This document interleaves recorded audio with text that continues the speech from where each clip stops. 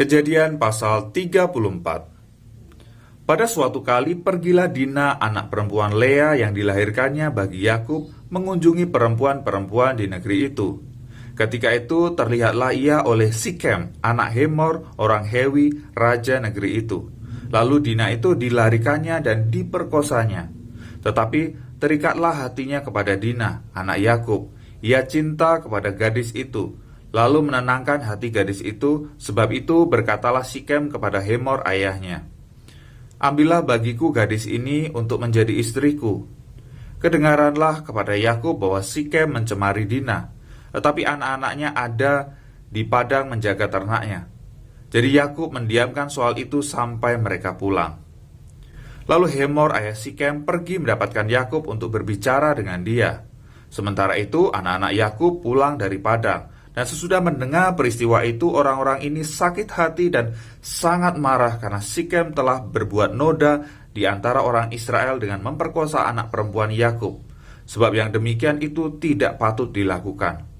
Berbicaralah Hemor kepada mereka itu, "Hati Sikem anakku mengingini anakmu. Kiranya kamu memberikan dia kepadanya menjadi istrinya, dan biarlah kita ambil-mengambil. Berikanlah gadis-gadis kamu kepada kami, dan ambillah gadis-gadis kami. Tinggallah pada kami, negeri ini terbuka untuk kamu. Tinggallah di sini, jalanilah negeri ini dengan bebas, dan menetaplah di sini." Lalu Sikem berkata kepada ayah anak itu dan kepada kakak-kakaknya, "Biarlah kiranya aku mendapat kasihmu. Aku akan memberikan kepadamu apa yang kamu minta, walaupun kamu bebankan kepadaku uang jujuran dan uang mahar seberapa banyak pun. Aku akan memberikan apa yang kamu minta, tetapi berilah gadis itu kepadaku menjadi istriku." Lalu anak-anak Yakub menjawab Sikem dan Hemor ayahnya dengan tipu muslihat, karena Sikem telah mencemari Dina adik mereka itu. Berkatalah mereka kepada kedua orang itu, "Kami tidak dapat berbuat demikian, memberikan adik kami kepada seorang laki-laki yang tidak bersunat, sebab hal itu aib bagi kami. Hanyalah dengan syarat ini kami dapat menyetujui permintaanmu. Kamu harus sama seperti kami, yaitu setiap laki-laki di antara kamu harus disunat. Barulah kami akan memberikan gadis-gadis kami kepada kamu dan mengambil gadis-gadis kamu. Maka kami akan tinggal padamu dan kita akan menjadi satu bangsa. Tetapi jika kamu tidak mendengarkan perkataan kami dan kamu tidak disunat, maka kami akan mengambil kembali anak itu lalu pergi." Lalu Hemor dan Sikem, anak Hemor, menyetujui usul mereka. Dan orang muda itu tidak bertangguh melakukannya, sebab ia suka kepada anak Yakub. Lagi pula, ia seorang yang paling dihormati di antara seluruh kaum keluarganya. Lalu pergilah Hemor dan Sikem anaknya itu ke pintu gerbang kota mereka, dan mereka berbicara kepada penduduk kota itu, "Orang-orang itu mau hidup damai dengan kita. Biarlah mereka tinggal di negeri ini dan menjalaninya dengan bebas. Bukankah negeri ini cukup luas untuk mereka? Maka kita dapat mengambil gadis-gadis mereka menjadi istri kita, dan kita dapat memberikan gadis-gadis kita kepada mereka. Namun hanya dengan syarat ini orang-orang itu setuju tinggal bersama-sama dengan kita, sehingga kita menjadi satu bangsa, yaitu setiap laki-laki di antara kita harus disunat seperti mereka bersunat. Ternak mereka, harta benda mereka, dan segala hewan mereka, bukankah semuanya itu akan menjadi milik kita? Hanya biarlah kita menyetujui permintaan mereka, sehingga mereka tetap tinggal pada kita." Maka usul Hemor dan Sikem anaknya itu didengarkan oleh semua orang yang datang berkumpul di pintu gerbang kota itu. Lalu disunatlah setiap laki-laki, yakni setiap orang dewasa di kota itu.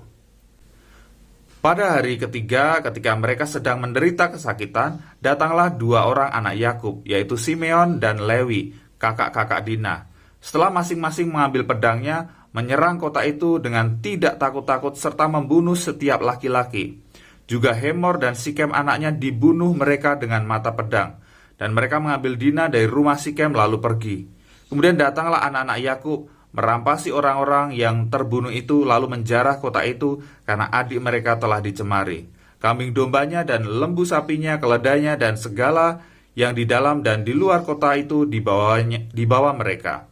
Segala kekayaannya, semua anaknya dan perempuannya ditawan dan dijarah mereka, juga seluruhnya yang ada di rumah-rumah. Yakub berkata kepada Simeon dan Lewi, Kamu telah mencelakakan aku dengan membusukkan namaku kepada penduduk negeri ini, kepada orang Kanaan dan orang Feris, padahal kita ini hanya sedikit jumlahnya. Apabila mereka bersekutu melawan kita, tentulah mereka akan memukul kita kalah, dan kita akan dipunahkan, aku beserta seisi rumahku. Tetapi jawab mereka, mengapa adik kita diperlakukannya sebagai seorang perempuan sundal? Allah berfirman kepada Yakub, bersiaplah, pergilah ke Betel, tinggallah di situ, dan buatlah di situ mezbah bagi Allah, yang telah menampakkan diri kepadamu ketika engkau lari dari Esau kakakmu. Lalu berkatalah Yakub kepada seisi rumahnya dan kepada semua orang yang bersama-sama dengan dia, jauhkanlah dewa-dewa asing yang ada di tengah-tengah kamu, tahirkanlah dirimu dan tukarlah pakaianmu. Marilah kita bersiap dan pergi ke Betel. Aku akan membuat mezbah di situ bagi Allah, yang telah menjawab aku pada masa kesesakanku dan yang telah menyertai aku di jalan yang kutempuh. Mereka menyerahkan kepada Yakub segala dewa asing yang dipunyai mereka dan anting-anting yang ada pada telinga mereka. Lalu Yakub menanamnya di bawah pohon besar yang dekat Sikem. Sesudah itu berangkatlah mereka, dan kedahsyatan yang dari Allah meliputi kota-kota sekeliling mereka, sehingga anak-anak Yakub tidak dikejar. Lalu sampailah Yakub ke Luz yang di tanah Kanaan, yaitu Betel. Ia dan semua orang yang bersama-sama dengan dia. Didirikannyalah mezbah di situ, dan dinamainyalah tempat itu El Betel, karena Allah telah menyatakan diri kepadanya di situ ketika ia lari terhadap kakaknya. Ketika Deborah inang pengasuh Ribka mati, dikuburkanlah ia di sebelah hilir Betel, di bawah pohon besar yang dinamai orang pohon besar penangisan. Setelah Yakub datang dari Padan Aram, maka Allah menampakkan diri pula kepadanya dan memberkati dia. Firman Allah kepadanya, namamu Yakub, dan dari sekarang namamu bukan lagi Yakub, melainkan Israel. Itulah yang akan menjadi namamu. Maka Allah menamai dia Israel. Lagi firman Allah kepadanya, akulah Allah yang Maha Kuasa. Beranak cuculah dan bertambah banyak. Satu bangsa, bahkan sekumpulan bangsa-bangsa akan terjadi daripadamu, dan raja-raja akan berasal daripadamu. Dan negeri ini yang telah kuberikan kepada Abraham dan kepada Ishak akan kuberikan kepadamu dan juga kepada keturunanmu. Lalu naiklah Allah meninggalkan Yakub dari tempat ia berfirman kepadanya. Kemudian Yakub mendirikan tugu di tempat itu, yakni tugu batu. Ia mempersembahkan korban curahan dan menuangkan minyak di atasnya. Yakub menamai tempat di mana Allah telah berfirman kepadanya Betel. Sesudah itu berangkatlah mereka dari Betel.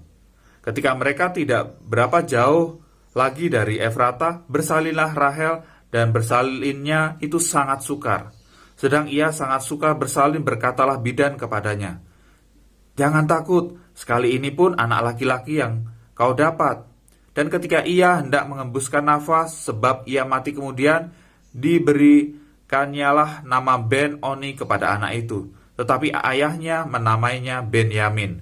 Demikianlah Rahel mati, lalu ia dikuburkan di sisi jalan ke Efrata, yaitu Bethlehem. Yakub mendirikan tugu di atas kuburnya. Itulah tugu kubur Rahel sampai sekarang.